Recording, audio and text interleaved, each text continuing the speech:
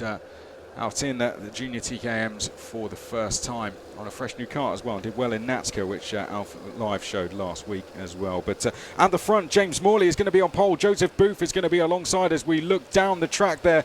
It's Morley to your left and Booth to your right as they come up to the line now, and that is James Morley leading as we go in towards turn number 1 and through turn number 2. Good start there from the number 77. We've had a change behind. I think that's Kulkarni has gone up into second place. The 79 sadly is not going to go any further than at turn number 1. That's Kyle Casabante. Real shame for Kyle, who was due to start this one in 20th place. But a clean start otherwise as they come into the chicane now.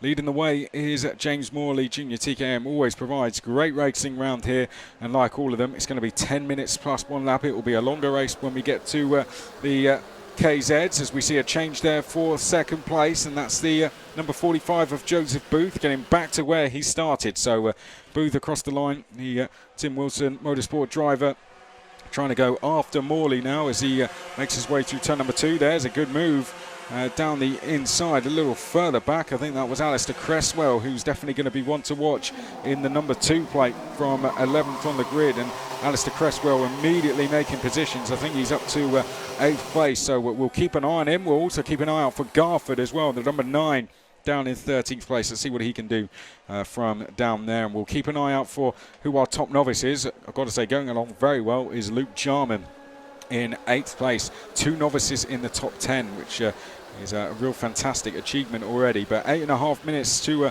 go and decide our winners. It's the 3 teammates, shall I say, fighting out front. Make that 4-5. It's Tim Wilson Motorsport dominating at the front of the field here in the early stages of this one as they come now up towards the left-hander at turn 3 and up towards 4. We'll keep an eye out for Cresswell though. He is about to make a move for 6th, and there he goes. So the move we saw there at 4, that was Cresswell going past Olivia Jenkins for 6th place. And Alistair Cresswell is going to try and make his way up towards those top 5 now. So here are your 5 teammates all together out front, but behind in the Talco liveried kart, that is Cresswell trying to move up the order. 7 minutes and 45 seconds to try and close this gap down and then try and make 5 overtakes as well. We'll keep an eye on Cresswell and see if he can do it. First, he's got to close the gap down. Fastest on track, we said to watch out for him, was actually Alfie Garford. He was quickest on track last time round. Cresswell has gone quickest this time round. Garford is moving up the order nicely. Has just gone up to 10th place, getting a couple of positions on that last lap and bringing with him Freddie Hull as well. We've had an incident though, that's the number 22 who has been involved in coming together, I think, up at turn number 4, and that's going to see the 22 of Spencer Talboys-Kime dropping down the order. One of the novice drivers, a real shame to end that weekend that way. Well, there you can see the number 9 of Garford, so moving up the order nicely. Just about to try and get past, let's see as he comes across the line. I think that is Jarman ahead as we see a change here. There goes Cresswell down the inside of Kulkarni, and that is 1 down, 4 to go for Alistair Cresswell. That might have been the second stab of him at him doing that, because he's lost a bit of time to the top 4. Gap has opened. There's Garford on the inside to the right-hand side of screen. That's Garford trying to get past Luke Jarman. I don't actually think Luke Jarman is running as a novice. Let's have a look as they come out of the corner. Yes, he is. Well, really good stuff there from Luke Jarman. Still leading the way in novice and fighting with a seeded driver there in Garford. Only one of your top 10 are seeded drivers in these categories as they come now across the start-finish line. Just over 6 minutes to go. Frost went quickest on that last lap in terms of personal best. Quickest lap time still remains with Alistair Cresswell.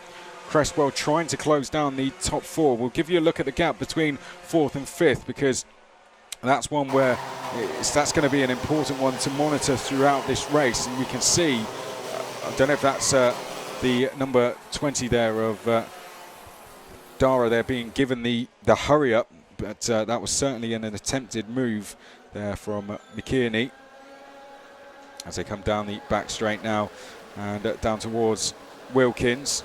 We're keeping an eye here on Garford, trying to make a move on Olivia Jenkins. But look up ahead, Cresswell has managed to close this gap down, and it's going to be McKinney off the list first, and a great move there from Cresswell, and he is up into 4th place. Right, so another one down, 3 now to go.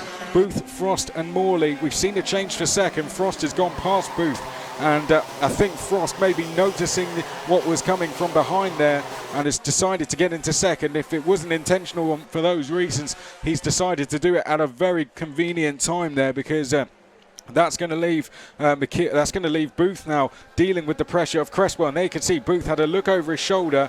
Is he going to go defensive into Wilkins? No, he leaves the door open and Cresswell goes through. So Morley and Frost are leading for now. But in 3rd place and absolutely flying up the order is the number 2 of Alistair Cresswell. Really good recovery here. Clearly had some problems in the heat steer. Alistair started this one in 11th. And a big thing when you're starting down in the middle of the pack there is just to stay out of trouble. He avoided any incidents. He's got himself up to 3rd. He has over 4 minutes plus the extra lap to try and work his way through to the lead.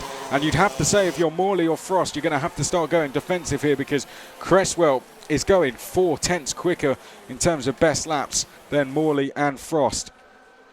Well, Morley telling Frost to have a little think about it there if he was trying to go for a move, but Frost is noticing the danger from behind, and you know what? He's probably done the right thing there. He's decided to go up the inside, and he's handed the pressure of Alistair Cresswell over to Morley there as they come round the first corner and in towards turn number 2, and Cresswell, a carbon copy of what we saw the last lap, puts himself on the inside at turn number 2, and surely he might even try and move up at turn number 4 here. Does he? No, he doesn't.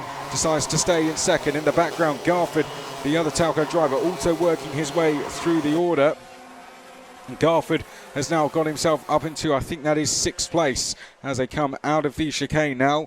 And up towards Wilkins will go. And are we going to see Cresswell take the lead here, or will it be at turn number 2 again? Let's have a look as they come into the braking zone. The door's been left open, and Cresswell, as easy as that, goes into the race lead. So they've got to respond here as Morley and Frost if they want to hold on to Cresswell, because he's setting pace that just looks unmatchable. Out of turn number 2 they go, and that's the 45 that we've picked up there.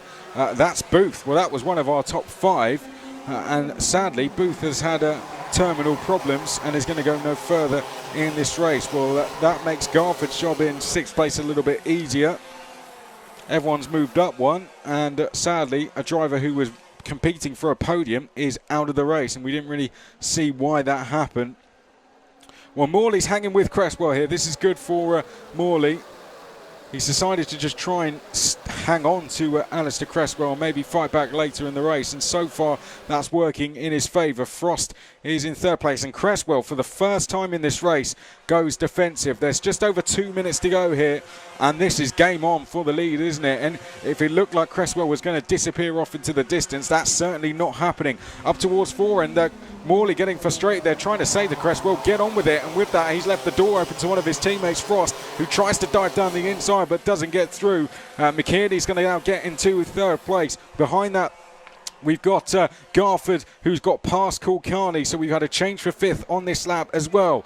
This could go either one of 5-6 ways here as they come down towards Wilkins. There's a slight gap for leader Cresswell, but he defended there when he perhaps didn't need to, and that's going to invite pressure from Morley as they come up towards the start finish line. And a long look there for Cresswell as they went down towards turn number 1. Morley trying to get the switchback out of 2.